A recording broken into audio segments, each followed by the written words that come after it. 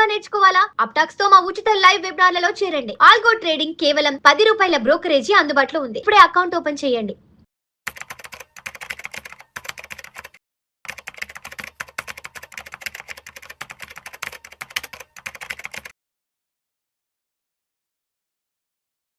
Suman TV ప్రేక్షకులకు స్వాగతం. నేను doctor Anil Kumar Bachchu, certified financial ప్లానర్ని, అట్లాగే లీడింగ్ లైఫ్ ఇన్సూరెన్స్ అడ్వైజర్ని విత్ హెచ్డిఎఫ్సి లైఫ్.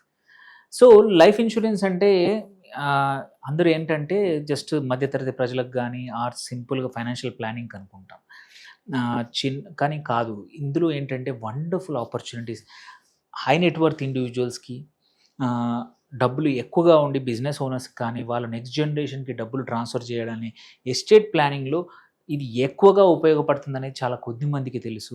ఎందుకంటే అదొక అంటే కొంచెం చిన్న చూపు ఉంటుంది మన లైఫ్ ఇన్సూరెన్స్ చూస్తే. బట్ బియాండ్ ట్యాక్స్ ప్లానింగ్లో చాలా ఎఫిషియెంట్గా నెక్స్ట్ జనరేషన్కి డబ్బులు ట్రాన్స్ఫర్ చేయాలన్నా కానీ, ప్రొటెక్ట్ చేయాలన్నా సరే, మీ దగ్గర ఉన్న డబ్బుల్ని మీకు ఏమైనా అయినా మన తర్వాత కూడా మన ఫ్యామిలీకి ప్రొటెక్ట్ చేసుకునే ట్రస్ట్ స్ట్రక్చర్ కానీ వెల్త్ ట్రాన్స్ఫర్ కానీ ఎఫిషియెంట్గా చేయడానికి life insurance is one of the best methods అని చాలా కొద్ది మందికే తెలుసు. ఈ వీడియోలో ఎక్స్ప్లెయిన్ చేస్తాను ఎలా మన wealth transfer next generation succession ప్లానింగ్లో కానీ ఎస్టేట్ ప్లానింగ్లో కానీ ఎలా దీన్ని వాడుకోవచ్చు యాజ్ ఏ మెథడ్ వాడుకోవడానికి మీకు ఎక్స్ప్లెయిన్ చేస్తాను. సో మనం ఇక్కడ చూస్తే, సో అసలు డబ్బులు ఆల్రెడీ ఉన్నాయి, నాకెందుకు ఇన్సూరెన్స్ అని చాలామంది అంటూ ఉంటారు, హెచ్ఎన్ఐస్. సో ట్యాక్స్ సేవింగ్ వద్దుకు, నాకు అవసరం లేదు, నాకు సరిపోతాయి డబ్బులు ఉన్నాయని. బట్ దానికన్నా కూడా ఇంపార్టెంట్ ఏంటంటే ఎస్టేట్ ప్లానింగ్, సక్సెషన్ ప్లానింగ్ చాలా వెరీ గుడ్. నాకు డబ్బులు సఫిషియెంట్ ఉన్నాయి, నాకు ఇన్సూరెన్స్ అవసరం లేదు అనే క్వశ్చన్ క్వైట్ కామన్గా వస్తుంది. సో ఇదేంటంటే ఇక్కడ ఇన్కమ్ రిప్లేస్మెంట్ కాదు ఇట్లాంటి వ్యక్తులకి, or wealth preservation, but efficient wealth transfer అనేది చాలా ఇంపార్టెంట్. ఇక్కడ చాలా ఈజీగా అవుతుంది, ఎవరిని ఇన్వాల్వ్ చేయకుండా, ఎవరితో గొడవలు లేకుండా. మీరు ఎంతమంది సక్సెషన్ ఉందో, ఆర్ ఎంతమంది నామినీస్ ఉన్నారో, ఎంతమంది లీగల్ హైర్స్ ఉన్నారో, ఎవరిది వాళ్ళకి సపరేట్గా ట్రస్ట్ లాగా క్రియేట్ చేసేసి ఎవరికి వాళ్ళకి ఈజీగా ట్రాన్స్ఫర్ చేయడానికి లైఫ్ ఇన్సూరెన్స్లో much bigger tools, much better tools and protection కూడా చాలా బాగా ఉందన్నమాట. First thing for sure, liquidity.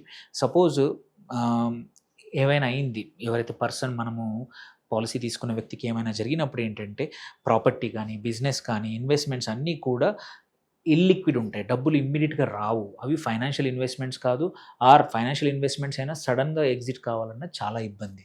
వెరాజ్ ఒక లైఫ్ ఇన్సూరెన్స్ క్లెయిమ్ నుంచి వచ్చే ప్రొసీడ్స్ వచ్చేటి మాత్రం హైలీ లిక్విడ్, ట్యాక్స్ ఎఫిషియెంట్, ఫ్రీగా డబ్బులు, అంటే ట్యాక్స్ ఫ్రీగా డబ్బులు వస్తాయన్నమాట. సో దీన్ని ఏమన్నా, ఈ డబ్బుల్ని ఏంటంటే ఈ మిగిలిన స్టక్ అయిన ఇన్వెస్ట్మెంట్ల కోసం ఖర్చులు కావాలి, ఆర్ ఏదైనా టెంపరీగా ఎస్టేట్ క్లీన్ చేసుకోవడానికి ఖర్చులు కావాలి, ట్యాక్సెస్ కట్టడానికి ఖర్చులు కావాలి. కొన్ని కేసుల్లో క్యాపిటల్ గెయిన్స్ కట్టాలి, కొన్ని కేసుల్లో ట్యాక్స్ కడితేనే యాసెట్స్ ఫ్రీ అవుతాయి. అలాంటప్పుడు ఎక్కడి నుంచి తెస్తావు? మళ్ళీ అప్పు చేయాల్సిన అవసరం లేకుండా సఫిషియంట్ డెత్ క్లెయిమ్ కోసం వచ్చే డబ్బులతో వాడుకోవచ్చు. ఎటువంటి లయబిలిటీస్ లేకుండా, ఏవి యాసెట్స్ అమ్మకుండా, డిస్ట్రెస్ చేయకుండా వచ్చే ప్రొసీడ్స్తో అది ఎస్టేట్ లిక్విడిటీ అనేది బిగ్గెస్ట్ ఆప్షన్. సో మనకి ఏమైనా అయితే ఇమ్మీడియట్గా వచ్చే డబ్బులతో family can handle other assets. That is the first advantage. Second వచ్చేసి క్రెడిటర్స్ నుంచి ప్రొటెక్షన్. ఎస్, మనం ఇప్పుడు అంతా బాగా ఉంది, యు ఆర్ వండర్ఫుల్, అన్నీ బాగా ఉన్నాయి, బిజినెస్ బాగా ఉంది, డబ్బులు బాగా ఉన్నాయి, అంత బాగుంది. ఏవైనా అయితే బ్యాంక్స్ కానీ, క్రెడిటర్స్, అప్పులు ఇచ్చిన వాడు కానీ మన ఫ్యామిలీ వెనకాల చేయకుండా ఉండాలి అంటే ఏంటంటే మాత్రం లైఫ్ ఇన్సూరెన్స్ ఒకటి మంచి టూల్ ఇస్తుంది. దాన్నే మనం MWP అంటాం, మ్యారీడ్ ఉమెన్ ప్రాపర్టీ యాక్ట్. దాని కింద మనం ఏ పాలసీలు కానీ, ఏవైతే ఇన్వెస్ట్మెంట్ చేసామో దాని కింద పెట్టేస్తే ఎవరు ఏమీ చేయలేరు. మనకి ఉన్నప్పుడు కానీ మన తర్వాత కూడా ఏం జరిగినా కానీ nobody can come and claim on that money. So దాంతో ఏంటంటే మన ఇమ్మీడియట్ ఫ్యామిలీ మెంబర్స్ MWP పిల్లల మీద కానీ, భార్య మీద తీసుకొని ఇన్వెస్ట్మెంట్స్ తీసేసుకొని, ఆర్ లైఫ్ ఇన్సూరెన్స్ పాలసీలు, ప్రొటెక్షన్ పాలసీలు తీసుకుంటే ఎటువంటి ఇబ్బంది లేకుండా నెక్స్ట్ జనరేషన్కి ఈజీగా ట్రాన్స్ఫర్ అవుతుంది. దెన్ థర్డ్ ఇంపార్టెంట్ బెనిఫిట్ వచ్చేసి పక్కా ఏంటంటే వెల్త్ ట్రాన్స్ఫర్ ఎఫిషియెంట్లీ, ఎటువంటి గొడవ లేకుండా, ఎటువంటి పెద్ద డాక్యుమెంటేషన్ లేకుండా తర్వాత జనరేషన్ చేయడానికి ఇది చాలా బాగుంటుంది. ఎందుకంటే లైఫ్ ఇన్సూరెన్స్ ప్రొసీడ్స్ ఏవైతే ఉన్నాయో, ప్రొబేట్ అంటే విల్ ట్రాన్స్ఫర్, కోర్టులో డిబేట్ లేకుండానే ప్రొసీడ్స్ బైపాస్ అవుతాయి. So that's easier method. Court delays ఉండవు, వేరే యాసెట్స్కి కోర్టు డిలేస్ ఉంటాయి, బట్ లైఫ్ ఇన్సూరెన్స్కి ఎటువంటి కోర్టు డిలేస్ ఉండవు. అండ్ పబ్లిక్ డిస్క్లోజర్ అనేది ఉండదు, బయట చెప్పాల్సిన అవసరం లేదు. అండ్ విల్ డిస్ప్యూట్స్ కూడా ఉండదు, నువ్వు కరెక్ట్గా మెన్షన్ చేసి పాలసీలు ఇచ్చేస్తే. And fast and private transfer, ఎవరికి తెలియకుండా వెల్త్ అనేది ఒక జనరేషన్ నుంచి నెక్స్ట్ జనరేషన్ ట్రాన్స్ఫర్ కావడానికి life insurance is wonderful tool.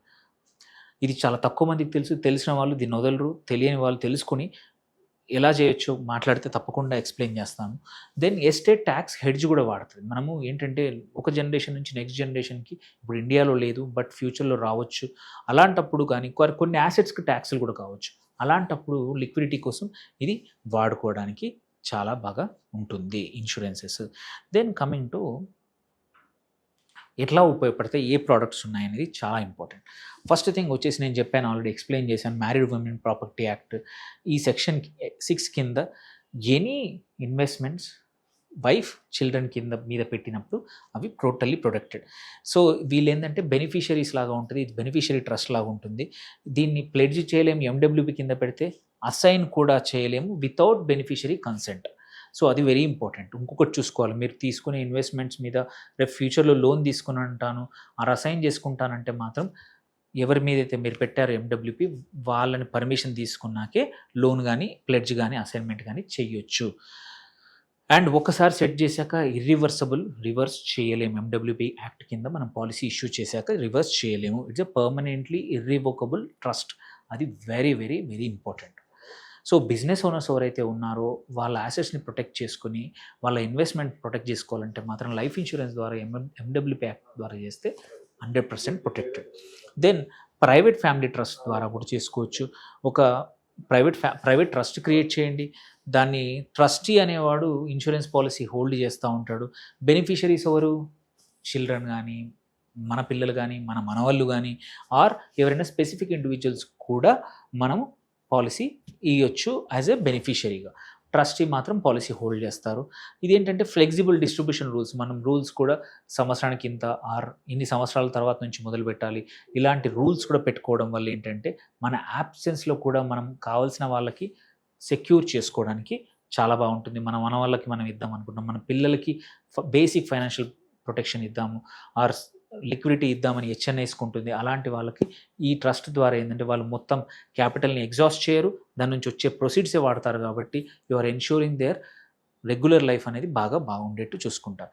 అట్లాగే ట్రస్ట్ డీడ్ అనేది ఓవర్ రైట్స్ అన్ని సక్సెషన్ లాస్ అన్నిటినీ ఓవర్ రైట్ చేస్తుంది.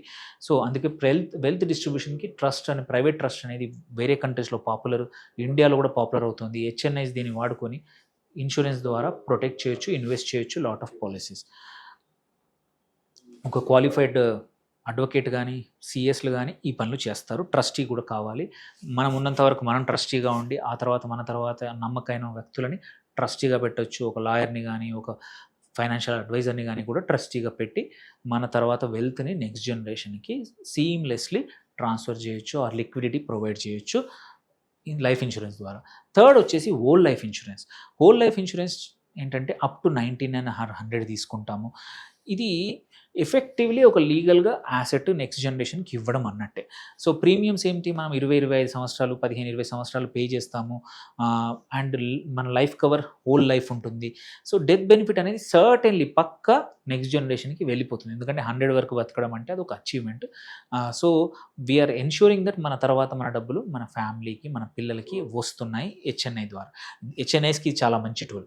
సో ఇది ట్రస్ట్తో పాటు దీంతో పాటు దాంట్లో కూడా ఇంక్లూడ్ చేసుకోవచ్చు. దేర్ బై ఇంకా మంచి ప్రొటెక్షన్ ఇవ్వచ్చు. సో హెచ్డిఎఫ్సి లైఫ్లో మల్టిపుల్ ఉన్నాయి. క్లిక్ టు ప్రొటెక్ట్ ఉంది, క్వైట్ అ ఫ్యూ ప్లాన్స్ ఉన్నాయి వేర్ 100 వరకు మనం ఇచ్చే అవకాశాలు ఉన్నాయి. ఐసమ్ ఇష్యూడ్ మనం 50 కోట్ల వరకు కూడా మనం పాలసీలు ఇష్యూ చేయొచ్చు మీ ఇన్వెస్ట్మెంట్స్ బట్టి, మీరు తీసుకున్న ప్రోడక్ట్ని బట్టి. సో ఇవన్నీ చేయడం వల్ల అడ్వాంటేజ్ ఏంటంటే మల్టీ జనరేషనల్ వెల్త్ అనేది ప్రిజర్వ్ అవుతుంది. అండ్ ఎవరైతే అనుకుంటారో life insurance is not for us, మేము డబ్బులు సఫిషియెంట్గా ఉన్నాయి, వాళ్ళకు కూడా చాలా ఉన్నాయి ఆప్షన్స్. ఐ ఓపెన్ చేయండి. మీకు ఏమైనా క్వశ్చన్స్ ఉంటే please reach out to us. So అటు వెల్త్ని ప్రొటెక్ట్ చేయడము, వెల్త్ ట్రాన్స్ఫర్ కూడా ఎఫిషియెంట్గా ఎటువంటి కోర్ట్ గొడవలు లేకుండా తొందరగా ఈజీగా అవ్వడానికి హెచ్ఎన్ఐస్కి లైఫ్ ఇన్సూరెన్స్ ద్వారా మార్గాలు చాలా ఉన్నాయి. సో ప్రైవేట్ ట్రస్ట్ కానీ ఇవన్నీ చేసుకోవచ్చు. సో ఏమైనా క్వశ్చన్స్ ఉంటే రీచ్ అవుట్ చేయండి. Thank you for watching. Signing off doctor Anil Kumar Bachu.